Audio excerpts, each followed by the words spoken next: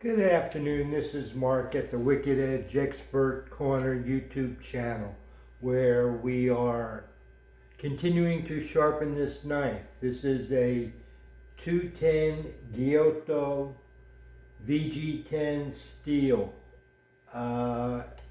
We have it set at 15 degrees and we're just in time to switch stones.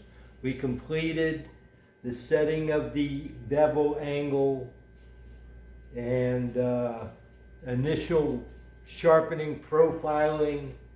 When I say profiling, it's the first time I've ever clamped this particular knife in this particular Wicked Edge sharpener. So it's like profiling it. And I profiled it to 15 degrees and we're ready to move on to the next grit. So with the next grit, we do the same thing again repeatedly. I set up the stone stops to hold my whetstones. Hence the rabbit hole. Here comes another conversation. Whetstones. 1000 grit on 2000 grit. They don't stay the same thickness because they're consumable. Because they're consumable, then the distance, the parallelness needs to stay the same by lapping them, but the distance gets closer. So when we go to set the angle today, and when we set the angle with the same stone, after we lap it a month down the road, the angles aren't the same, so we need to work with the cube. That's how the cube came about. When we wanted to go from using more than the basic double-sided Wicked Edge stones, which are remarkably even, and because of that, with the Wicked Edge system, you can lock up your angles and go stone to stone to stone, and at the end have a very beautifully polished knife if you exercise good, proper technique with good stones that are broken in.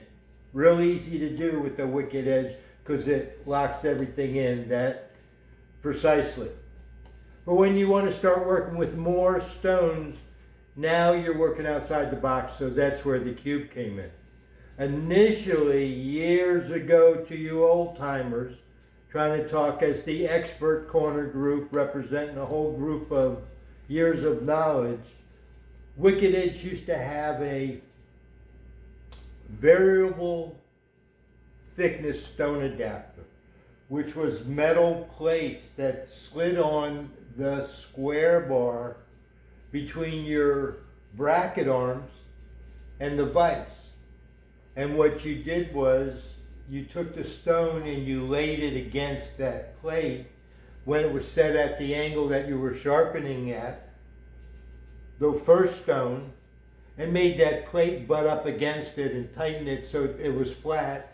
And then you turned the other over to the other side and then loosened the bracket and moved the bracket such to make the second stone fit just as parallel, and used the flat plate and the parallelness to readjust the angle for the second sided stone because it may be a different thickness.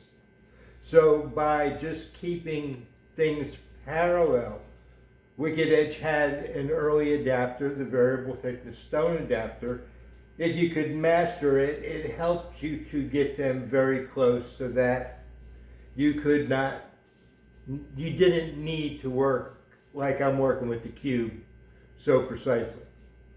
Because working with whetstones, I don't want to cut myself, they're not magnetic. And I'm working with it now, so I have to talk about it. I can't ignore the elephant in the room.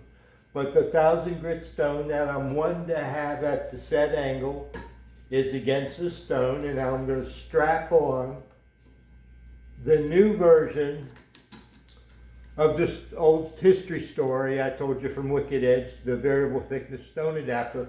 Well, the newer version is the non-magnetic stone adapter that Doug and I created at the Expert Corner Group, which straps a steel plate, which is magnetic, onto the back of the stone. So it's parallel like everything else, and you set the stone, and now you work with your cube just like normal. And it's another one of those little toys that we mess with, and I'm trying to balance it. I want you to understand that we're using that stone. This sticks out, and it has magnets, and it wants to teeter, and this is very tall, and I'm trying to balance this at 15 degrees on a apex at the center. So I'm holding it on both sides to keep it from teetering as I get it, because I just strapped it on, as I get everything balanced. And then I'm reading 15.17 degrees. So now I can dial it in. And it is wanting to teeter. I don't know why it is so precarious today. I guess the stone is slick. We're going to see when we start to use it. 15.13 as I get closer. 15.02 and I'm locking it up. 01. I'm teetering.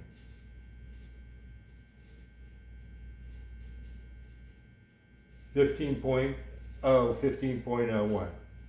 Honest. I'm not gonna show you.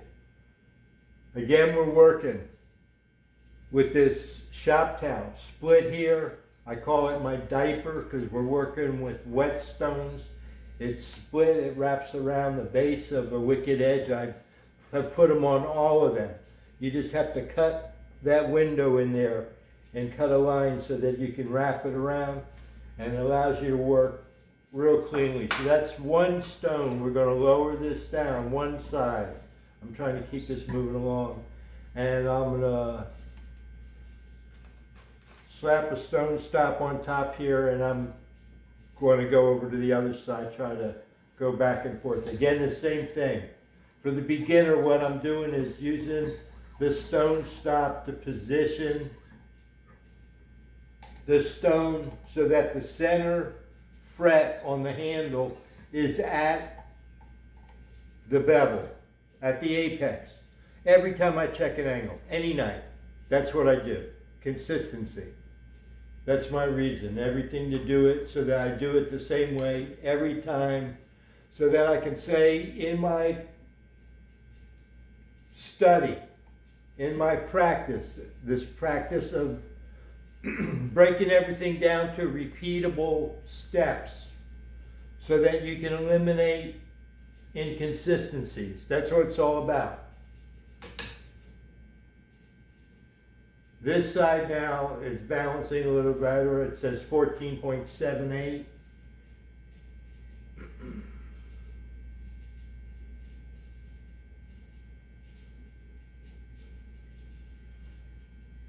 .72. Okay, so I'm going to loosen this one.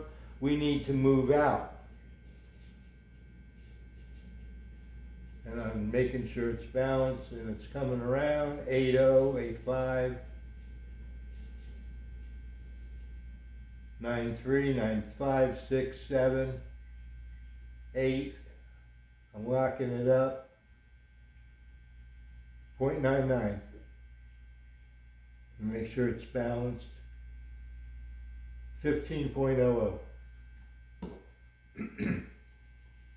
Unsnap that and set it down, get the stones ready.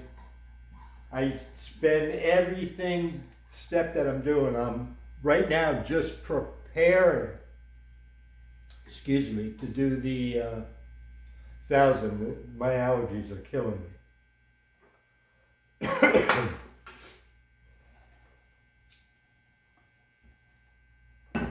Okay, so I've checked the angle on both sides. The camera is set to, the scope is set to capture pictures in the 1,000 grit. The 1,000 grit is labeled Shapton Glass because I'm working with Shapton Glass in a folder under the name of the person with their knife, so that everything has been planned out so that I can reference it, to document it for the future. Just to show you something, to prove a point. This was just resting on the bevel. I don't know if you can see this line, but it was just resting on the bevel now to use the scope, and it's showing you it's right across the line. Okay, I'm going to spritz this for the first time. Like I said, it's a whetstone, but it's dry. It hasn't been used in months. So it is a spritz and go stone, but it does absorb some water.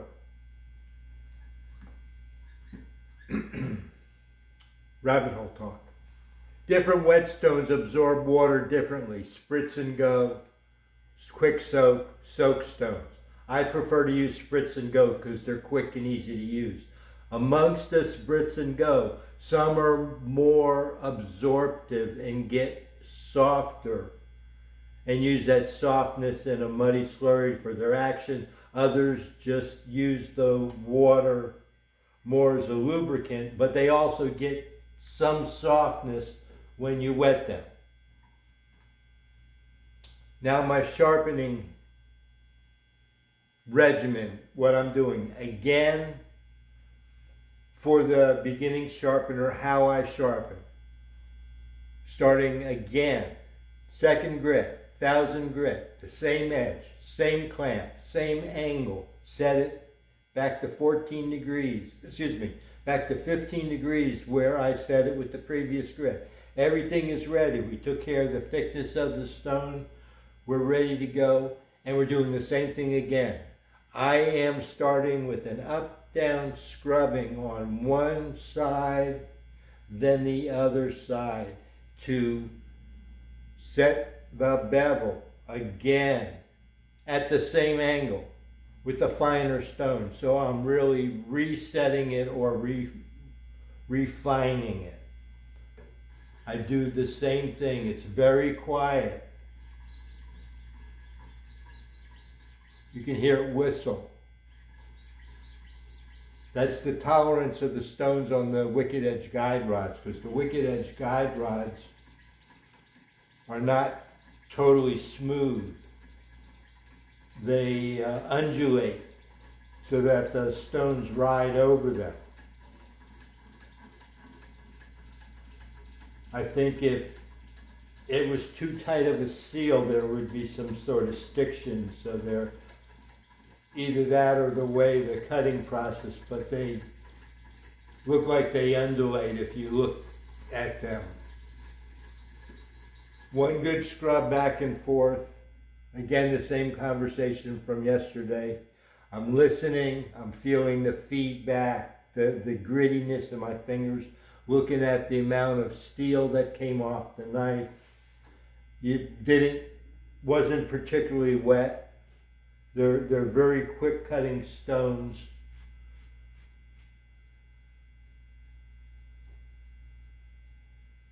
And let's take a peekaboo at the first scrub.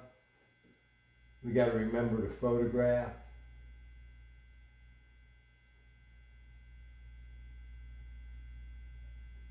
And that's very nice and smooth. Now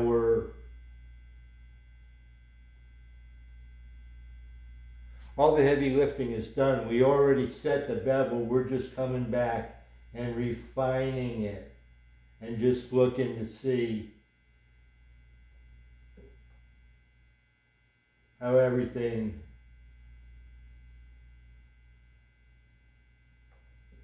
is coming around. And this is about it on this side. And then I'll come over here and I take the stone to show you how I work with whetstones. I take the whetstone here in front of me where I'm holding it flat. And I can give it a little bit of a spritz and then move it back over to where it's ready to go. And I'll do the same thing, trying to match whatever I did on the first side, again on the second side. Everything broken down to matched, repeated processes that I go left to right, hoping to do them. Not an intentional, I always say this, not an intentional counting manner that I just did 1, 2. But in a manner that whatever I did over here, I'm going to do over here in a result-driven way, that whatever amount of effort I did, it balances out so everything stays looking the same. The thought is, if the knife is clamped vertically and everything looks the same side to side, then the angle must be centered on the center line of the knife. And that makes perfect sense. Here's the second side, and the second side I'll do. I try to go up and come back, but it's pretty clear when you can see where you're starting and where you end up to figure out what's in the middle. Now there's still some like this on the top of the pointer. That's a pin tip. But for the most part, it's very toothy looking. You can see the scratches go right off the toothy edge. And it's really very clean for just a quick scrub. It's almost done because it matched up. Because we're working with the Wicked Edge that lets us work with this precision. And by working with the micro adjusters, it's just the tool. That screw is just the tool that lets me finally dial it in with ease. It lets me make use of the precision, control the precision. So I dial it in so that when I go to stone to stone to stone and I look at it, that bevel is matched right up. The scratch pattern is right over the top of it. It's really a beautiful thing to work with a Wicked Edge when you understand what you're doing, when you gain some confidence in it,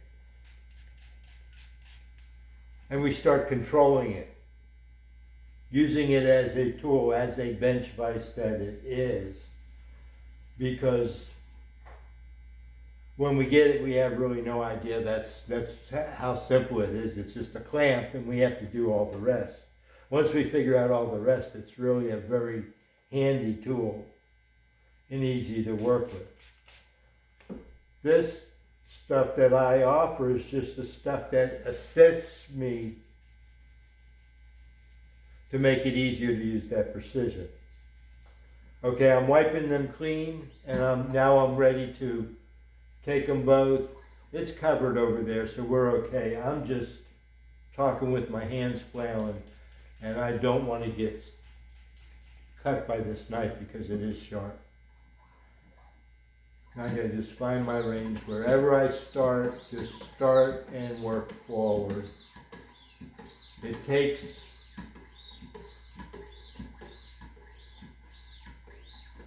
paying attention to get your rhythm down so you're not wasting and you're doing what you want to do. You're same thing every time. Full flat contact.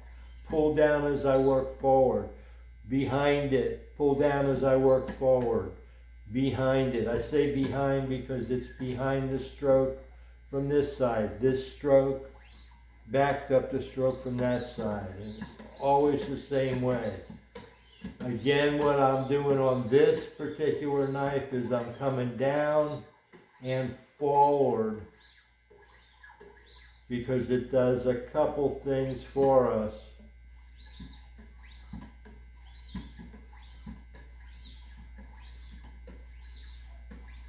Give me a moment here. Because it does a couple things for us. It longitudinally or horizontally gives a horizontal blend to the otherwise vertical scratching up and down. But I'm thinking about, for the beginner, the strokes. This that we're doing now is the edge leading down and on alternating side. So because of the nature, there's not a burr. It's taken whatever may have been formed by previous sharpening strokes like the scrubbing, and it's getting rid of all of that at the same angle. So it's sharpened, it should be just as keen. But the thing about this stroke is it's easy to even out your edge. When you do what you do on both sides, it may not be as nice as you want, but when you finally start, it all comes together. And then you start to, because you'll be down to yourself, did you scrub enough? Is there damage? You can go back. You're using the same grit. You can go back and forth, do whatever you want. You're not going to hurt anything. You can only remove as much steel as you can remove with that grit. So you can go back if you haven't scrubbed enough. If you noticed on an earlier video I did today, the first video I did this morning, when I came back from yesterday, I went back and scrubbed the tip again with the 500 grit and then went back to the alternating side. Whatever it takes, I do to make it look right.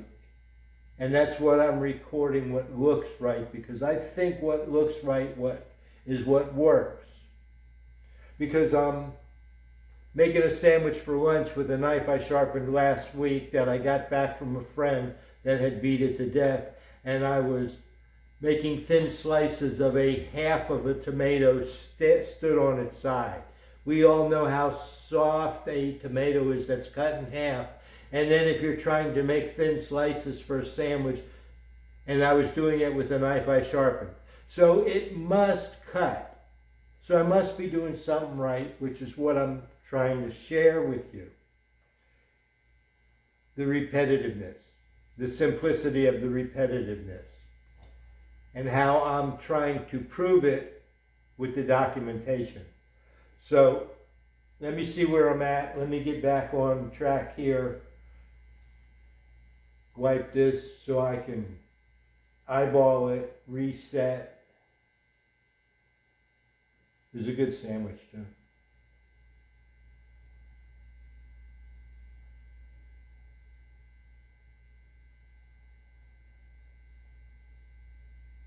I can see some crisscross on the tip, and that just means I haven't done it thoroughly enough, and you saw how little bit we did. Here's a crisscross scratch pattern, just same thing. I haven't done enough of this.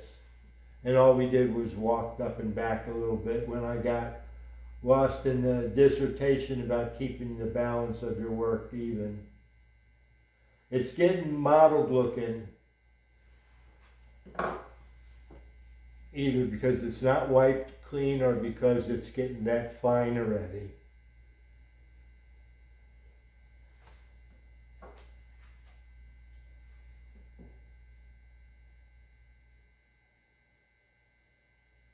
There we go. Not wiped clean. Looks very nice. That needs a little bit more personal attention on the tip. I don't put a lot to the tip, and this is a lecture that I say before. If you, on the same place, you're When you work it, you're working forward to the tip. And you hit the tip and you got no place to go but off the tip. So you stutter there a little bit and you come back. So the tip and the heel, because of the nature of sharpening strokes, that you want to keep the stones on it. You're coming to it and going back and coming to it and going back. So the tip and the heel tends to get more action from both directions than it does anywhere else on the knife. So it stands out, so we tend to work it. And by working it, it also gets thinner and thinner and thinner. Then each time when you go to sharpen the knife, as we started on the first one, I said I'm not getting to the tippy tip.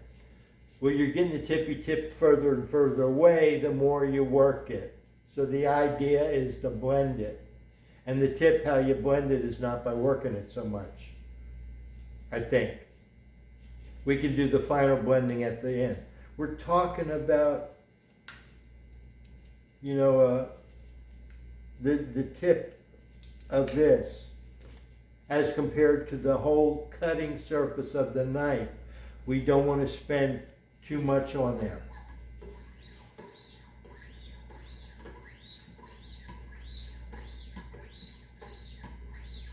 Plus, we don't want to slip off it,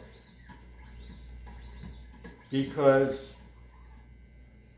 just like I say when you're stropping, you don't want to skip off. Well, you can skip off coming down with your stones, because as you get past it, your guide rod wants to go in, so you can skip the same way going down. So we want to come down. It's a very light stroke, because you have to be light in your pushing in order to go straight. Otherwise, if you push, then you're like rolling over the tip when you're trying to sharpen it. So it's a very controlled light pressure in order to stay straight up and down right at the tip. That's what I find that I'm trying to do.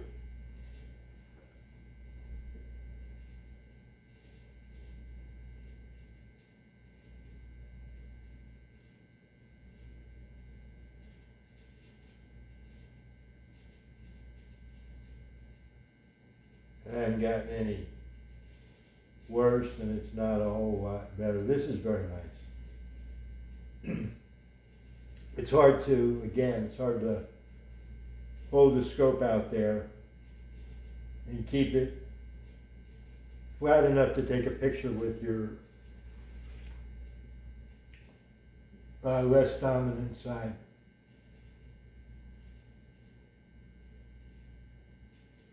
That looks pretty good. I'm going to check this. We finally came across, I caught this once, and I finally found it again. There is one deep spot that's probably about half as thick as a pin, the shaft of a pin on there. So if you laid a pin across it, you might hear it click.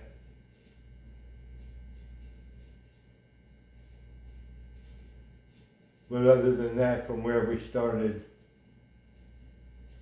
to where we are now with just this grid, it's a sharp knife. Toothy sharp. We're going to keep going. A little more. We're going to keep going a little more. We're just getting started with this.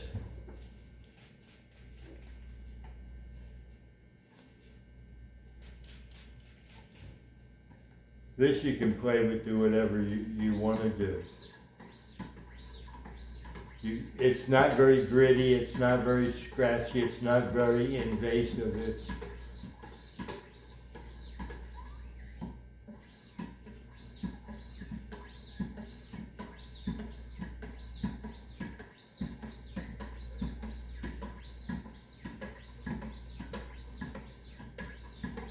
Like I say, it's very zen-like, very relaxing, very low impact. Once you get it set up and you understand what the Wicked Edge is all about, it's really a pleasure to work with, and it's a different kind of physical than the other sharpeners. I think this is more interactive because you're using both arms.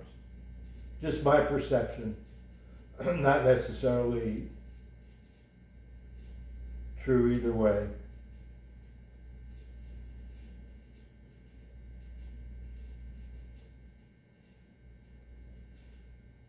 This is getting, you can see how it's getting black in here. That's because it's polishing up. You're seeing down through it.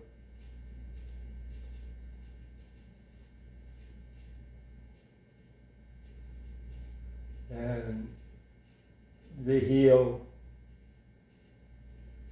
has a nice point to it, and they like to bite. I've been cut as many times by that point. There's a little tick.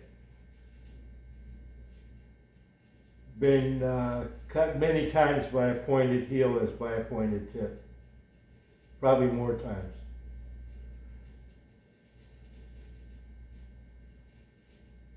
That looks pretty good. I'm ready to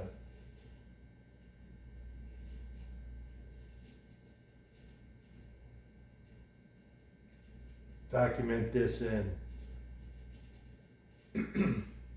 Ooh. See, now that looks absolutely horrible. Let me see if I can give you some perspective.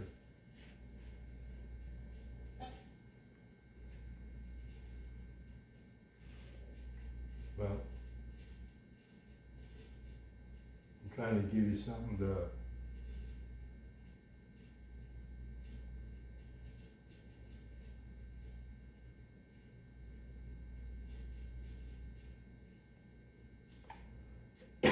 I was trying to put something next to it to show you how small that is. Excuse me.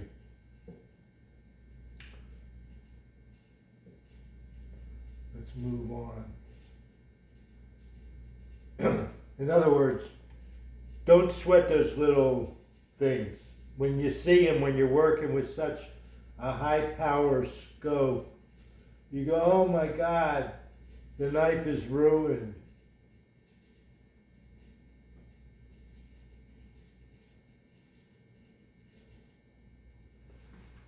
Okay, so that is the 1000 recorded. Now what I will do, I think it's fun, is I'm going to just clean these with the little spritz. I'm going to wipe them off while they're drying before I forget. I'm going to change the photo folder from 1000 SG for Shapton Glass to 2000 so that we can change the grit. Whoops. I'm just trying to get at the extension. This is 1000 and I'm gonna 2000. Apply, and we're ready to go. Okay, then now I can, otherwise what happens is I start saving a bunch of pictures to the wrong one. Again, I'm swapping it around. I told you that story about the variable thickness stone adapter. Well, we're using the non-magnetic stone adapter, the same reason to let you go from different thickness stones.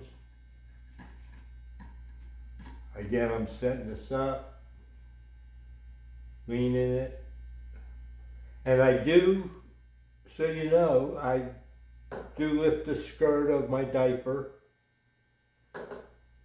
and check the stone.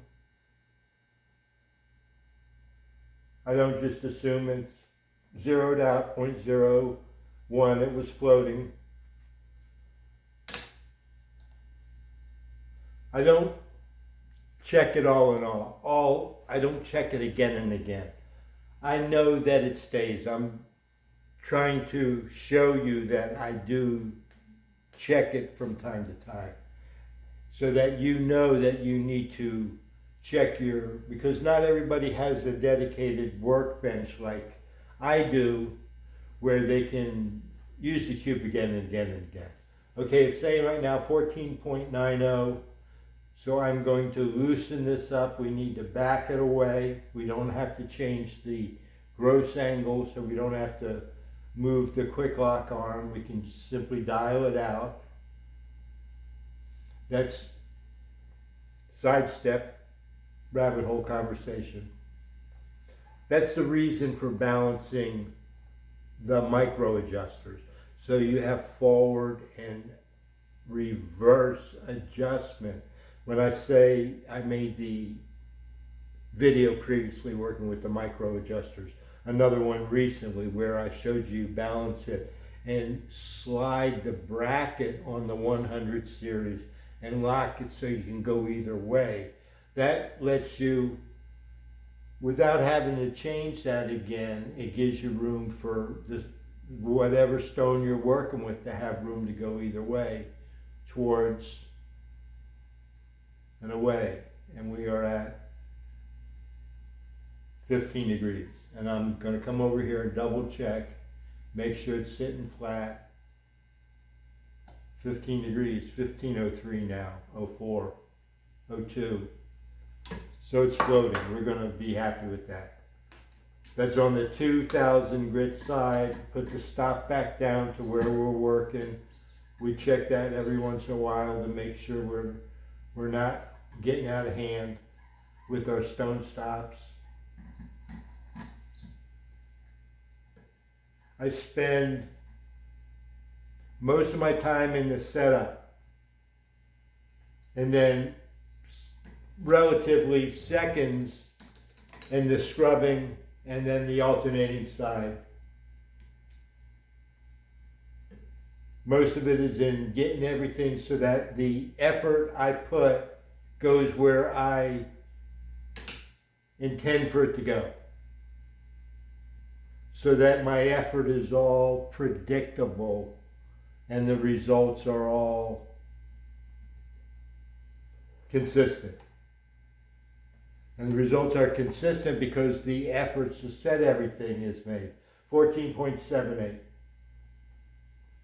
Pretty much the same from side to side, which is a good thing, because that suggests to me that there's even use and even wear.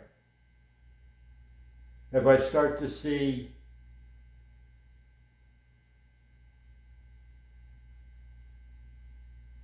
I'm trying to get closer.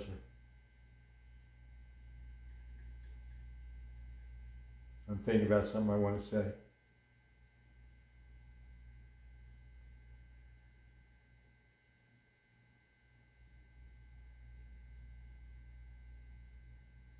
I'm right on the edge of getting the stone as close as I want to be. 15.01.